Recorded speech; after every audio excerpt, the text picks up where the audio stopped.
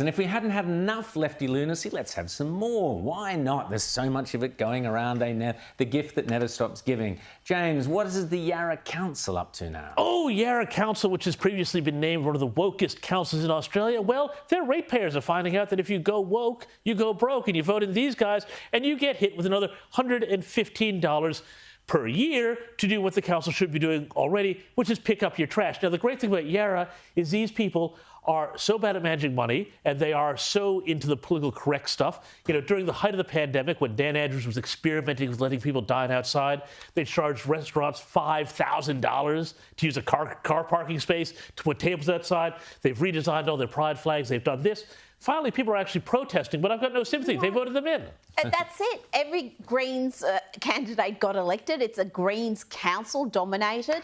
And, you know, they do weird stuff like fly the aromantic flag outside of council. What the hell is the aromantic flag? It's for people who don't feel romantic feelings. Apparently, that makes you some oppressed class now, and you need to have your own flag. Your own and flag. The Yara Council your own flag. Okay, sure, yeah. The aromantic. Okay, that's a new one.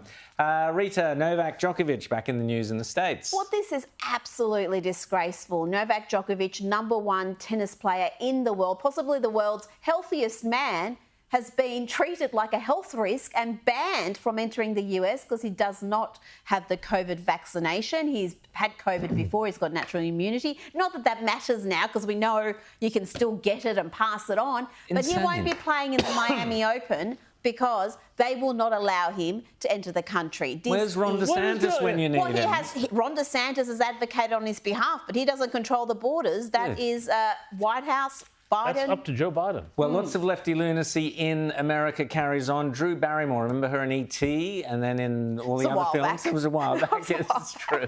She was pretty good in that. She's now decided that the only way you can talk to a trans person is if you both sit on the floor together. Have a look.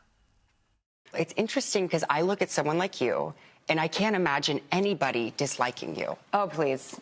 Do you want to know, ironically, who dislikes me the most sometimes? Who? Myself. Oh, me too. Oh. But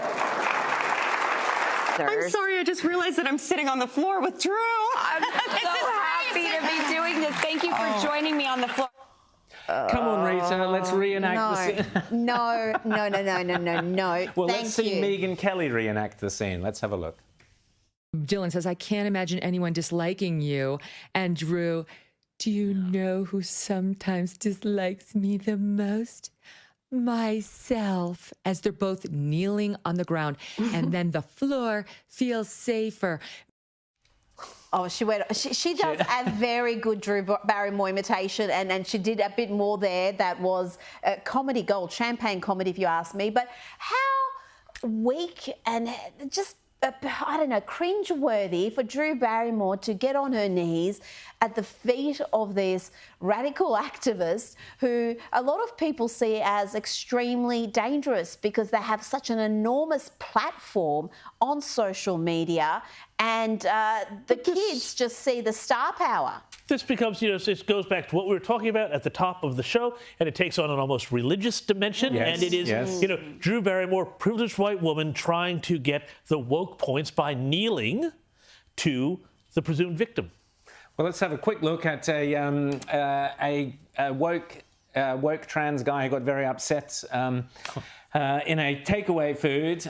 We'll show it to you next week, but that's the other side of the aggressiveness of trans. We don't have time for it now. I can reenact that one for you. We can reenact that one, okay. Did you just call me sir? Did you just call me sir? But I love how they go in, and we've seen these videos before, where they will go in and abuse some minimum wage worker at a fast food outlet who accidentally misgendered them, and they think they're the good guy. They are the ones who put these videos out there to shame the minimum wage worker who dared call someone man. Exactly. And then the worst side of all of this, which brings us back to where we started, first-year medical students in Indiana University are now being told to call women people with cervixes. There you go. That's the madness of the world.